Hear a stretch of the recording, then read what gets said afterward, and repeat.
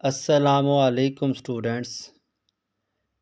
मैं आपका teacher Rana Atiqur Rahman basic electronics topic को डिस्कस करूंगा, जिसमें हम देखेंगे कि बेसिक इलेक्ट्रॉनिक्स क्या है।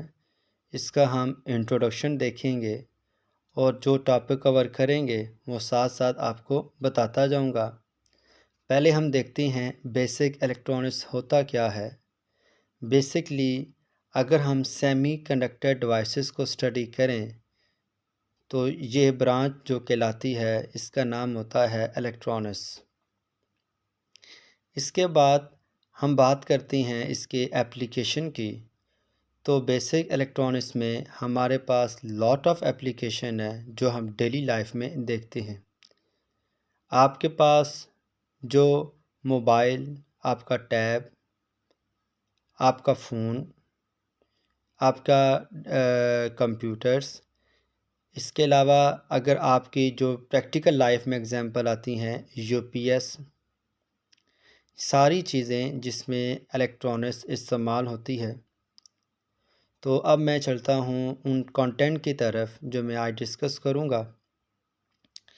पहले हम देखेंगे स्ट्रक्चर ऑफ एटम्स क्या है, और उसके बाद देखेंगे number of electron in shell. उसके बाद देखेंगे एनर्जी बैंड थ्योरी। अगर हम एटम के स्ट्रक्चर की बात करें तो एटम बेसिकली 3 चीज़ों से मिलकर बनता है, जिसमें आपके पास आते हैं इलेक्ट्रॉन, प्रोटॉन एंड न्यूट्रॉन। ये मैंने उसका एक स्ट्रक्चर बनाया हुआ है, जिसका जो सेंट्रल पार्ट है वो न्यूक्लियस कहलाता है। और न्यूक्लियस में 2 चीज़ें पाई जाती हैं, उसमें एक होता है प्रोटॉन और एक होता है न्यूट्रॉन। आप न्यूट्रॉन पे कोई चार्ज नहीं होता, प्रोटॉन पे पॉजिटिव चार्ज है, इसलिए इसका जो सेंट्रल पार्ट है वो क्या हो जाता है, पॉजिटिवली चार्ज होता है। इसके बाद ये जो इलेक्ट्रॉन्स हैं जिनके ऊपर नेगेटिव चार्ज है, ये क्या करते हैं, उस न्यूक्लियस के इर्द गिर्द चक्कर लगाते हैं, और वो जो जिस ऑर्बिट में चक्कर लगाते हैं हम उन्हें क्या बोलते हैं, शेल। इन शेल के हम नाम रखते हैं, जिसमें हमारे पास के शेल है, एल शेल है, एम शेल है, एन शेल है। तो इसका जो पहला नियरेस्ट शेल होगा वो के होगा, इसका जो दूसरा शेल होगा वो एल शेल होगा, इसका जो तीसरा शेल होगा वो आपके पास एम शेल होगा। इसी तरह आगे शेल बढ़ते जाएंगे। इसके बाद हम देखते हैं कि एक शेल में कितने नंबर ऑफ़ इलेक्ट्रॉन्स पाए जाते हैं। उसके लिए एक फार्मूला है जिसका नाम है 2n²। इसमें जो n होगा वो शो करेगा नंबर ऑफ़ शेल्स को, कि वो फर्स्ट शेल है, वो सेकंड शेल है, वो थर्ड शेल है। फॉर एग्ज़ाम्पल अगर हम देखते हैं कि के शेल में कितने इलेक्ट्रॉन हैं, तो के शेल का जो ऑर्डर है वो 1 होता है। तो हम क्या करेंगे, इस फार्मूले में n की जगह पे 1 पुट करेंगे तो हमारे पास रिज़ल्ट क्या आ जाएगा, 1 का स्क्वायर 1 मल्टीप्लाई 2, 2 आपका आंसर आ जाएगा। इसी तरह अगर हम बात करते हैं एल शेल की, तो एल शेल में आप देखें आपके पास ऑर्डर उसका 2 होता है, और उसके अंदर जो हम n की जगह पे जब 2 पुट करेंगे तो 2 का square 4, 4 multiply 2 is equal to 8। इसी तरह हम एम शेल के बारे में देखें तो एम शेल का जो ऑर्डर है वो नंबर 3 पर आता है, और इसके अंदर जब हम वैल्यू रिप्लेस करते हैं n की जगह पे 3, तो 3 का स्क्वायर 9, और 9 को मल्टीप्लाई करें 2 से तो हमारे पास 18 नंबर ऑफ़ इलेक्ट्रॉन आते हैं। यानी इस तरह अगर हमें शेल ऑर्डर पता हो तो हम उसके अंदर मौजूद इलेक्ट्रॉन की तादाद को मालूम कर सकते हैं। अब बात करते हैं एनर्जी बैंड थ्योरी की। एनर्जी बैंड थ्योरी क्या चीज़ है। हमारे पास कोई भी एटम है, अब ज़ाहिर बात है पहले चीज़ें ज़िक्र हो चुकी हैं, जिसमें इलेक्ट्रॉन हैं, प्रोटॉन हैं, न्यूट्रॉन हैं, और इलेक्ट्रॉन जो है हमारे वो न्यूक्लियस के बाउंड्री वॉल पे क्या करते हैं, मूव करते हैं। अब कोई इलेक्ट्रॉन होगा उसकी कोई ना कोई एनर्जी होगी, तो इधर ये लिखा हुआ है कि electron can have a distinct energy level. अगर हम किसी एटम के पास एक दूसरा एटम लेकर आएंगे तो क्या होगा, उसके जो एटम के इलेक्ट्रॉन होंगे वो दूसरे एटम के इलेक्ट्रॉन के ऊपर क्या करेगा, फोर्स एक्सर्ट करेगा, क्योंकि सेम चार्ज एक दूसरे को रिपेल करेंगे। जब फोर्स एक्सर्ट करेगा तो उससे क्या होगा, जो इलेक्ट्रॉन की डिस्ट्रीब्यूशन है वो चेंज हो जाएगी। यानी हम कहते हैं कि एनर्जी लेवल क्या होगा, स्प्लिट हो जाएगा एन सब शेल में, यानी एन सब लेवल में डिवाइड हो जाएगा, जिसे हम क्या बोलते हैं, स्टेट्स बोलते हैं। अब उन स्टेट्स में हम जिक्र करते हैं कि फॉरबिडन एनर्जी बैंड या फॉरबिडन एनर्जी स्टेट क्या होता है। इसके अलावा वैलेंस बैंड या वैलेंस शेल ये क्या होता है। इसी तरह कंडक्शन बैंड या फ्री इलेक्ट्रॉन ये क्या होते हैं। तो पहले जिक्र करते हैं फॉरबिडन एनर्जी बैंड की।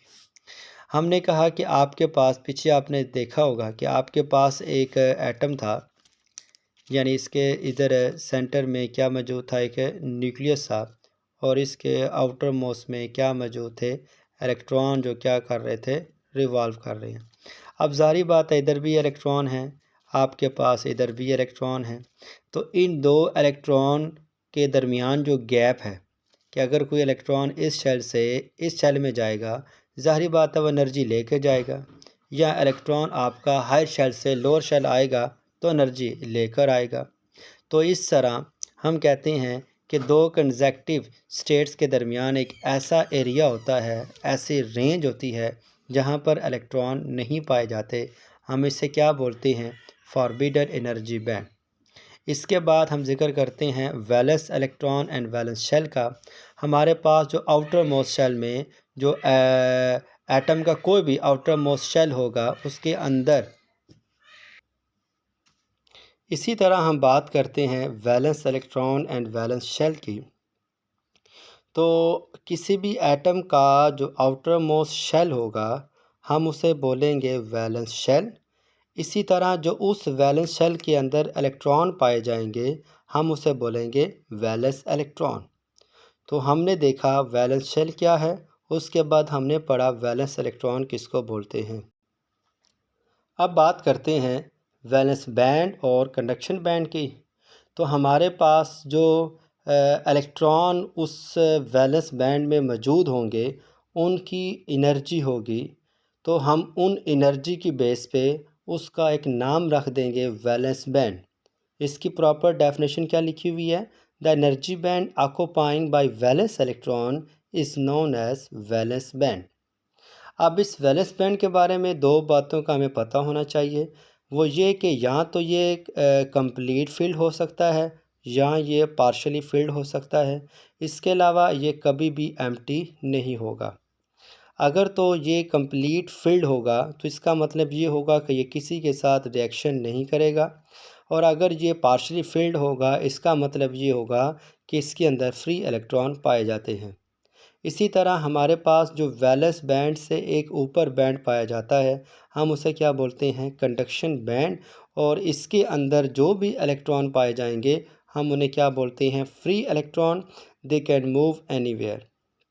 अब इसके बारे में भी दो बातों का ध्यान रखना पड़ेगा। इधर लिखा हुआ it may be either empty और पार्शली फील्ड, यानी खाली भी हो सकता है और पार्शली फील्ड भी हो सकता है। अगर तो ये पार्शली फील्ड हुआ, तो इसका मतलब ये हुआ कि इसके अंदर इलेक्ट्रॉन जो है वो फ्री इलेक्ट्रॉन मौजूद हैं। अगर ये एम्प्टी हुआ, इसका मतलब ये होगा कि इसके अंदर कोई भी इलेक्ट्रॉन नहीं है जो कंडक्टिविटी कर सके। साथ में ये लिखा हुआ है ये कभी भी फील्ड नहीं होता। तो हमने देखा वैलेंस बैंड और कंडक्शन बैंड, वैलेंस इलेक्ट्रॉन और कंडक्शन इलेक्ट्रॉन। अब हम बात करते हैं मटेरियल्स की, कि मटेरियल्स क्या हैं, उनकी कितनी टाइप्स हैं, और उनकी डिटेल हम डिस्कस करते हैं। मटेरियल्स की तरफ चलें तो हमारे पास मटेरियल की तीन टाइप्स आती हैं, जिनके नाम हैं semiconductor, insulator and conductor. Conductor हमारे पास वो मटेरियल हैं जिसके अंदर इलेक्ट्रॉन की तादाद बहुत ज़्यादा होती है, यानी फ्री इलेक्ट्रॉन ज़्यादा होते हैं, और उनकी जो कंडक्टिविटी होती है वो मैक्सिमम होती है। अगर हम इसकी एग्जांपल लें तो कॉपर, एलुमिनियम, इसके अलावा निकल, कोबाल्ट, ये सारी क्या हैं, कंडक्टर की एग्जांपल में आती हैं। इंसुलेटर वो मटेरियल्स हैं जो अपने जो उनके वैलेंस इलेक्ट्रॉन हैं वो टाइटली बाउंड होते हैं, वो इजीली मूव नहीं कर सकते, और उनके अंदर जो कंडक्शन होती है वो ज़ीरो होती है। यानी वुड है, ग्लास है, ये वो एलिमेंट हैं, वो मटेरियल हैं जिनके अंदर से इलेक्ट्रिकल कंडक्टिविटी नहीं होती और यानी यहाँ पर करंट फ्लो नहीं होता। इसके बाद बात करते हैं सेमीकंडक्टर की।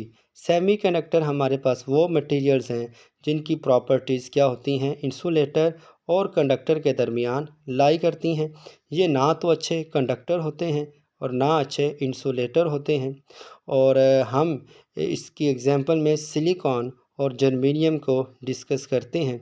तो हमने मटेरियल्स की टाइप्स भी देख ली, इसके अलावा हमने एटम ऑफ स्ट्रक्चर देखा, उसके बाद हमने एनर्जी बैंड थ्योरी को डिस्कस किया। तो उम्मीद करता हूँ कि इस लेक्चर में आपको चीज़ें समझ आ गई होंगी। अगर किसी का कोई क्वेश्चन हो तो वो कमेंट में मुझसे पूछ सकता है। Thank you. अल्लाह हाफिज़।